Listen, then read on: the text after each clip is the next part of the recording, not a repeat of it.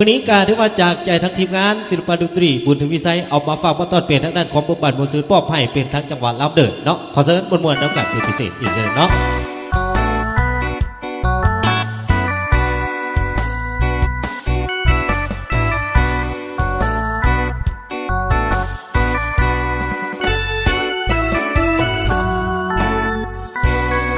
ละคนลืมเขาบ่ทันได้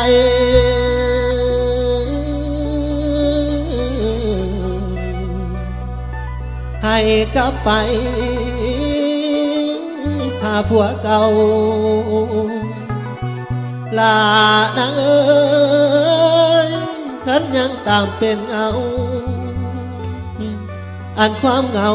และคิดพอหาทางจอดก็บ่มี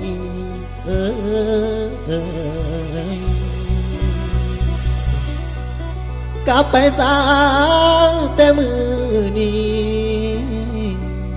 พี่บอกว่าโน้แนวใดให้เอาใจกับเมื่อส่วนเหลือให้โยนไว้คิดฮอดหลายสินอนให้ว่าแต่เจ้าสบายใจ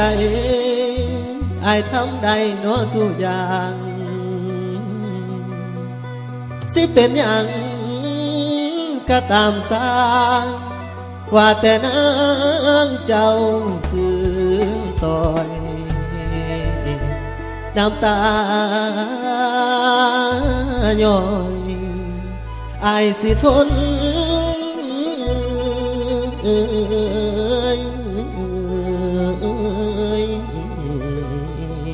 เดนอนี่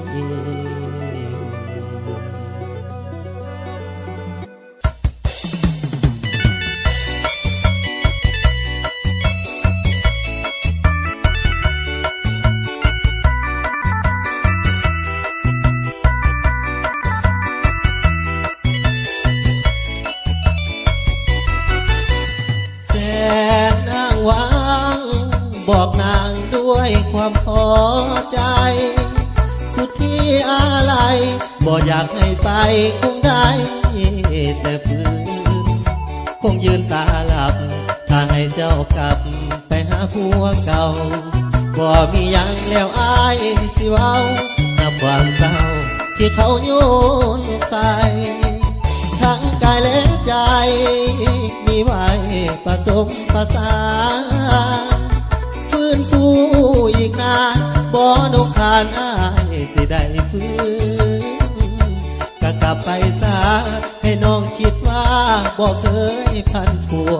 เห็นเจ้าสาวอายก็หูตัวกับเกิดหูหัวอย่ามัวหมดมองกับสาน้องเขายังของเจ้าอยู่กับสาน้องเขายังของเจ้าอยู่ทั้งที่ใจกะหูว่านางน้องทุกลายทั้งฝ่ายอายบ่ได้คิดแนวใดว่าแต่นางสุขใจที่สายสิทนกันวันข้างหน้าการดาสิเป็นจังใดอย่าได้อะไรนำคนที่ใจน้องบ่อยู่น้ำอย่าจำอดีตคิดว่าเบิดสิทธิ์สะเด้อหัวใจยามเขาห่างอย่าน้ำตาไหลบอกกายและใจอย่าได้อาวรถ้าไปถอดยาอาวรเรื่องเก่าไปหาผัวผู้เขานั้นก็หักลายส่วนว่าอายเพียงได้ความบุญมาวาสนาโสตายคิดได้หอเจ้าบ้านหวานเบิดแล้วคงแห้วเหลือแต่คมอย่าได้ตอกตมจากวันนี้คงได้บ่ได้เห็นเป็นเวรกรรมสร้างให้เจ้าเหินห่างบ่นอเนื้อเย็นอายหากเจ้าเกิน100%แต่ว่าจำเป็นให้นางไปสา ไปศาลายาว่าสาทางที่ใจอายนี้ านางน้องถูกแกบ่ได้แกล้งเว้าว่าแนวใดแสนที่ยังอะไรแต่ให้ไปซาเด้อน้อง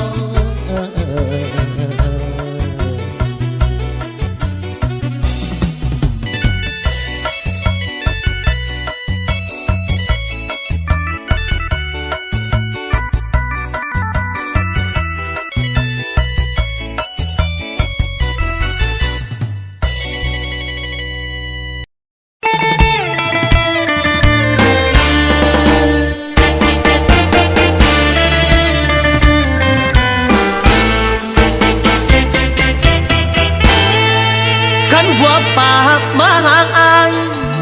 บ่ต้องลังเลใจให้เสื้อได้ทุกสิ่งอย่างส่วนปัญหาต่างๆบ่ตามมาดอกนอกหาพ้องแทกแน่นอนตั้งแต่ครั้ง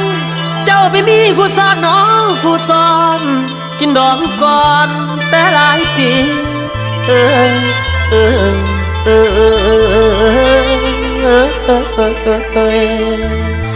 อ้ายบ่มีไผเลยอยู่เพียงกับความปุ่ม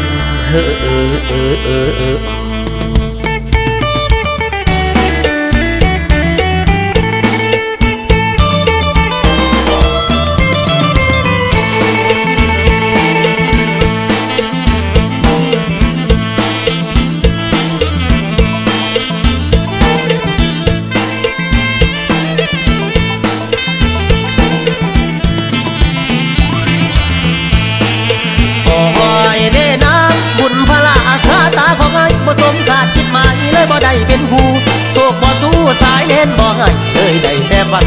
ทักนอกนั้นเหนือสิ่งทั้งปวงหาเดียวยังสาบ่ทันเตรียมใดแผลภายในปักใจปักแน่นแต่บ่เคยลืมแฟนในใจของพี่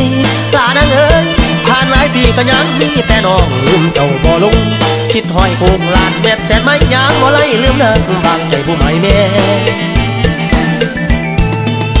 อายยังหาพักดีบ่มีเสื่อมคลายทับสามใบด้วยใจฟังแน่น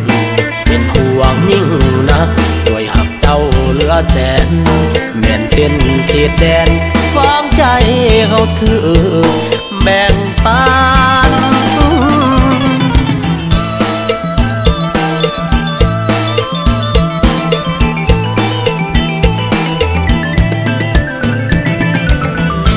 ในใจนั้นบ่มีวันลืมง่ายที่หมายแต่ดอกบ่เคยของเจ้าไว้ถึงบ่ได้เพียงผู้เฮาสองแต่ยังคล้องคอยนักแม่นบางที่ลุ่มแลกำแพงยอดหักของอ้ายไม่หากวันใดบ่ได้ดังหวังชีวิตครอบครัวเพพังชีวิตครอบครัวเพพังขอให้น้องนางคิดถึงพี่ก่อนเลยขันหัวป่าให้เฝ้ามาหาอ้ายคือพวกเบาจากใจของอ้ายกันเลยที่บอกเคยสิลืมน้องใดขอให้สักคำหากน้องซ้ำมองบุญย้ำใดหากน้องซ้ำมองบุญย้ำใดคนรักษาแต่ใจอย่าลืมเรื่อยอย่าสูญลืมนั่นคืออ้าย